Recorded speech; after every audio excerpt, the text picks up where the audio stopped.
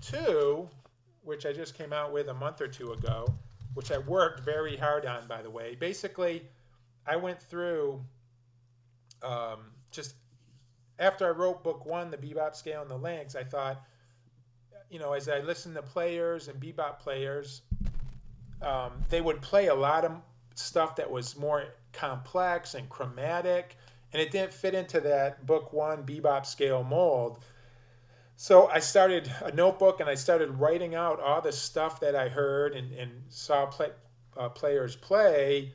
And then it was just basically, what are these more complex chromatic things and how can I fit them into the bebop structure of the bebop scale? So that's what book 2 is. They're just more complex.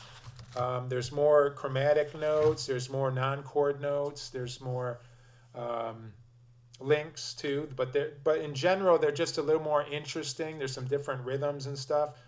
So now I'm going to put on that play along again, and I'm just going to play some of the links from book 2 and some of the lines. So this is link number 1 in the book 2.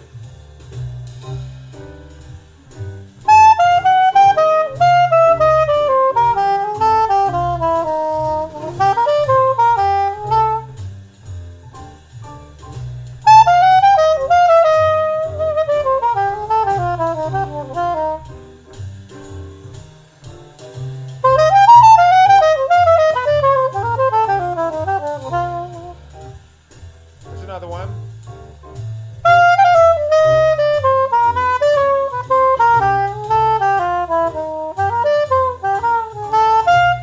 Okay, that was link number 2. Link number 3. This is a line with link. Oh, it's actually link 36.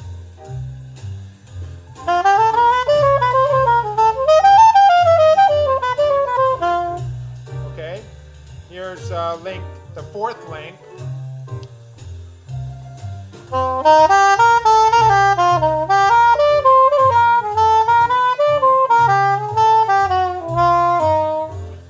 Okay. Here's another one.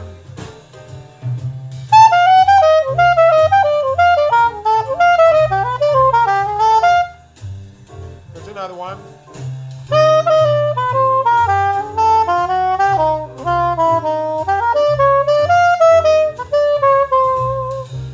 Okay, another one.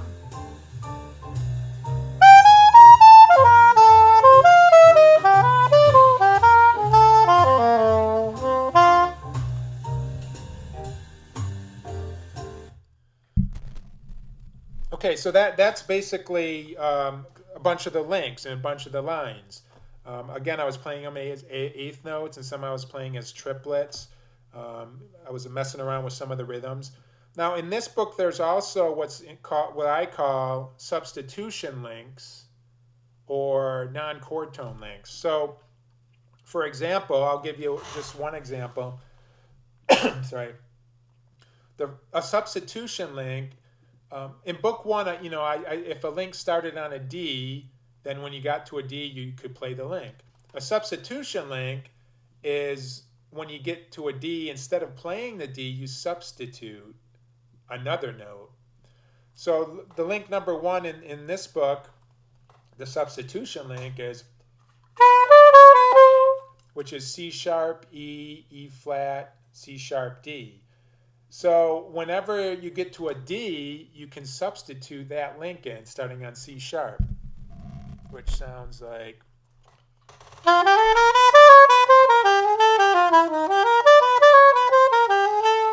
Okay, so whenever I got to a D, I substituted that link.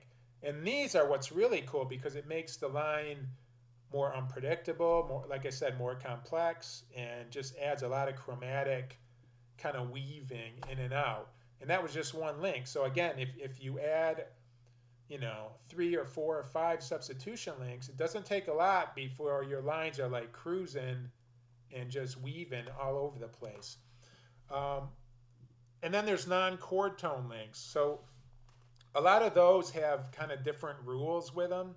So, for example, this is one in the book. which is A, C, A sharp, B. So a lot of bebop players play that, but then, as I was experimenting with it, I'm like, how can I fit that into the bebop scale and the links and all that? Well, if you're coming from above down the bebop scale and you put a chromatic note before that, a B flat, then it works.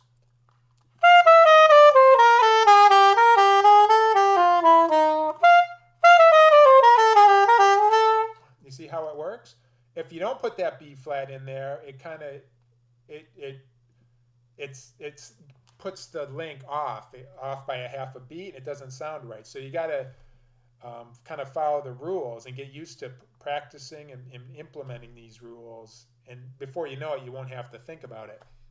And then the rule from like coming below is you get rid of the major seventh in the bebop scale. So like if I start on D, instead of going, if I start on D and get rid of the F sharp, the major seventh,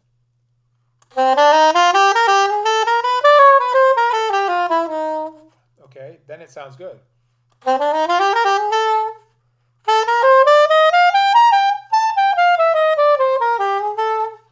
And so like I'm sorry, let me turn this up. Each one of the links, some of them are very straightforward with no rules. The ones that needed rules to work, I wrote the rules in next to the link. So that's basically book 2, and I love it, and I'm working on it right now, even as I make this video and as I was writing it, because I love these lines, and a lot of them are not vocabulary that I use. So that's why I'm working on this. Now, the way to practice it is you get something like Jamie Aebersold Volume 84, Dominant Workout, and you just put that on, and it's got like tracks that play G7 for like 4 or 5 minutes. You put on that track, or you can do what I did and put Band in the Box, just go from D minor 7 to G7 and just play, or you could just put G7 and jam on that.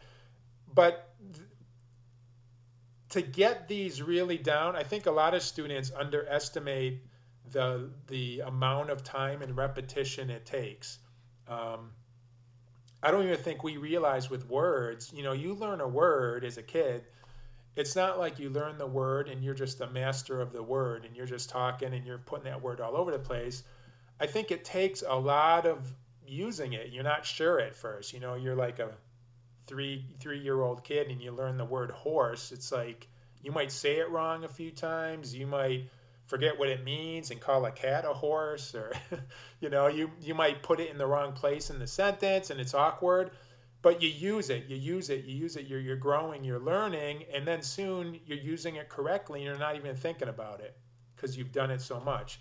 It's the same thing with these. I mean, when I was working on these when I was younger, I would put on Volume 84 Aebersold and I would just practice for hours to that. I'd put the track on loop, and that first one I showed you, I mean, when I was working on those,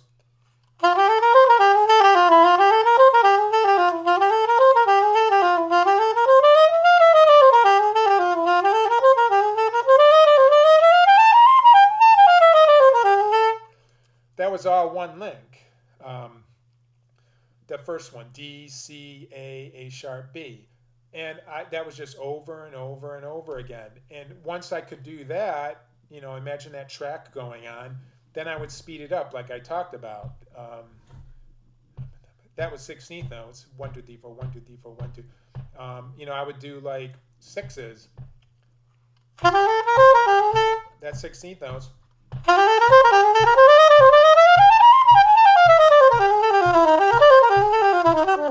That's sixes, 6 tuplets, or instead of 4 to a beat, it's 6. And that's what I went through. I would start with eighth notes, and then I would do triplets a little faster.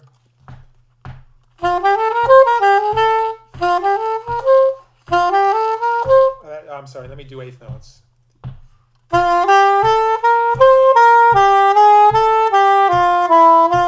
1, 2, 1, 2, 1, 2, 1, 2.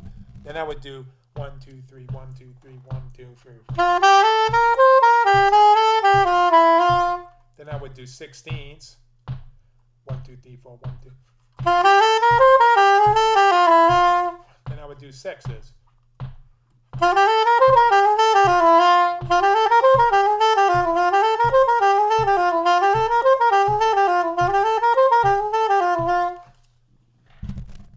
And I would do that so much that it would be in my fingers. And walking away from practicing, I would go and whatever I was doing, walking down the street, I'd be fingering what I just played.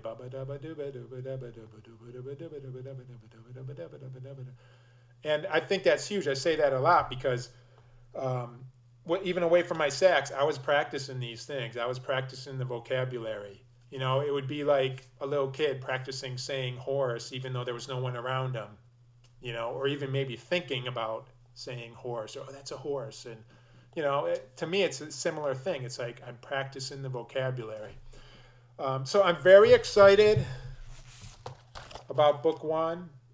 Okay, that's been around for a while. I'm super excited book 2 because it's new and it's new for me, and I love a lot of these links in here. It just totally spices it up and makes it interesting.